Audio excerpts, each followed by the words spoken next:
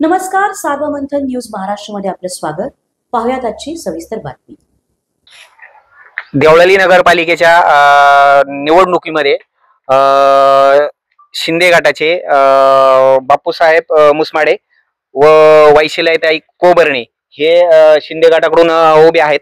तर आज आपण प्रभाग क्रमांक 9 मध्ये त्यांच्याशी बातचीत करणार आहोत आणि त्याबाबत ते या प्रभागामध्ये काय प्रलंबित प्रश्न आहे, काय विकास करणार आहे आणि शिंदे साहेबांच्या मार्गदर्शनाखाली ते कसा विकास साधणार आहे याबाबत आपण त्यांच्याशी चर्चा करणार आहोत. तर बापूसाहेब, आपण प्रथमच देवळाली नगरपालिकेच्या निवडणुकीमध्ये उभा आहात शिंदे गटाकडून. तर आपण या प्रभागामध्ये असे कुठले प्रश्न आहे की ते आपण मार्गी लावण्यासाठी त्याला आपण पहिलं प्राधान्य देणार? या प्रभागाचा परिसर तसा छोटाच आहे, पण अडचणी जास्त आहे. रोडचे अतिक्रमण झालेले, मोकळ्या पेस मध्ये बी स्वच्छता नाही, लाईटाचा अभाव आहे. काही ठिकाणी रोड 20 फुटाचे असताना 10 फुटाचा वापर होतोय. या सगळ्या छोट्या छोट्या गोष्टीकडे लक्ष देऊन या प्रभागात माणसं जास्त असल्यामुळे त्यांना सुविधा भेटत नाही. पाणी वगैरे जे बी असेल त्याकडे लक्ष दिले जाईल. यापूर्वी या भागामध्ये जे नगरसेवक होते तर त्यांनी यापूर्वी काही असं इथले काम मार्गी लावले नाही का, किंवा काही काम त्यांनी पेंडिंग ठेवले का, किंवा नागरिकांचे समस्या त्यांनी दूर केल्यात का? दूर केले, पण तसं 4 वर्षापासून प्रशासक असल्यामुळे इथे थोड्या अडचणी तयार झालेल्या आहेत. 4 वर्षात आधीचे बी नगरसेवक चांगलेच होते, त्यांनी बी भरपूर अडचणी सोडवलेल्या आहे. असं काय नाही त्यांनी काम नाही केलं असं बी काय नाही, पण 4 वर्षापासून प्रशासक असल्यामुळे या नगरपालिकेच्या पूर्ण हद्दीमध्ये दुर्लक्ष झालेलं आहे. त्याच्याकडे जास्त लक्ष दिलं जाईल आणि एकनाथ शिंदे साहेबांच्या नेतृत्वाखाली काम करू राहिलो याचा बी आनंद आहे आम्हाला. त्यामुळे जास्त लक्ष देऊन काम करू, कारण त्यांच्या नावाचा आम्हाला अभिमान आहे. सध्या भारतीय जनता पार्टीची पण उमेदवारी अर्ज दाखल उमेदवार आहे त्यांचेवाले. त्याच्यानंतर काँग्रेसचे पण उमेदवार आहे. तिथं काँग्रेसचा लंगडा पॅनल झाला आहे, तो त्या प्रभागामध्ये काँग्रेसचा उमेदवार आहे आणि भाजपचा पण उमेदवार आहे. या उमेदवारांचं तुम्हाला काही आव्हानात्मक वाटतं का?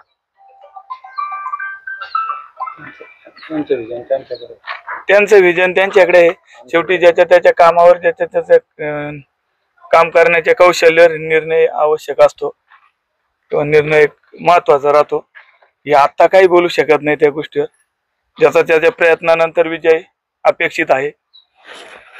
समोरचे उमेदवार जे आहे त्यांची आर्थिक परिस्थिती चांगली आहे, म्हणजे अशी प्रभागामध्ये चर्चा आहे.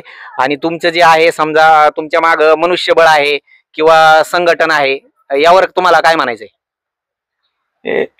हे मनुष्यबळावरच काम चालणार आहे, संघटनावरच काम चालणार आहे. इथं आर्थिक परिस्थितीचं काही काम नसतं ज्यादा, कारण काम करणारं नेतृत्व पाहिजे. हा, आणि आमच्या शिंदे साहेबांच्या पॅनलमुळे आम्हाला त्या गोष्टीची अडचण वाटत नाही, कारण नेतृत्व हे दमदार आहे आमचं, आणि नेतृत्व दमदार असल्यामुळे मी या गोष्टीशी निश्चितच बापूसाहेब, आपण आपले विजन पण चांगला आहे, आपल्याला काम करण्याची तळमळ आहे आणि आपण निश्चितच नागरिकांचे प्रश्न मार्गी लावताल. आपल्या बरोबर वैशिल्याताई पण आहे, आपण त्यांच्याशी पण थोडंसं चर्चा करणार आहोत की ते या भागामध्ये कशा प्रकारे नगरसेवक झाल्यानंतर कशा प्रकारे काम करणार आहे. तुम्ही महिलांसाठी काय करणार आहात, महिलांसाठी काही उपाययोजना राबवणार आहात का, बचत गटाच्या माध्यमातून काही काम करणार आहात का? बचत गटाच्या ज्या महिला असतील त्यांच्या बचत गटाच्या काही समस्या असतील त्या सोडवायचे आम्ही प्रयत्न करू, आणि ज्या काही आणखीन त्यांना कामाचे समाजसेवा म्हणजे जे समाज कार्य असेल तिथं आम्ही येण्याचे काम करणार, तिथपर्यंत पोहोचण्याचं. आणि काही त्यांच्या अडचणी असतील कोणाच्या कशा याच्यावर, तर ते सोडवण्याचा प्रयत्न करू. आपल्या प्रभागामध्ये महिलांना महत्वाचा विषय असतो पाणी.